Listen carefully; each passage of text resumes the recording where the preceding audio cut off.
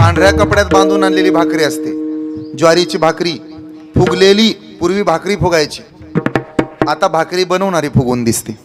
मग ती भाकरी फुगलेली, मग त्या भाकरीवरती पिठलं असतं, पिठलं हिरव्या मिरचीचं, त्याच्यावरती कोथिंबीर टाकलेली, त्याच्यावरती बाजूला असा मस्तपैकी ठेचा असतो, ठेचा, त्याच्यात असं तेल घातलेलं, लसूण असा खिसून टाकलेला, पिठलं असं मुरलेलं भाकरीच्या पापुंद्र्यामध्ये, शेजारी चटणी असते कारळ्याची, जवसाची पण चटणी तिथंच असते, त्याच्यावरती तेल घातलेलं, लोणचं असतं, लोणचं, त्याला असं पाणी सुटलेलं, तेल सुटलेलं, ते भाकरीमध्ये उतरलेलं, मिरच्या असतात तळलेल्या, त्या अशा उभ्यामधून कापलेल्या, त्याच्यामध्ये मीठ टाकलेलं, कैरी असते कैरी चिरलेली, त्याच्यावरती असं मीठ टाकलेलं असतं. बाबा सुटलं ना पाणी तोंडाला.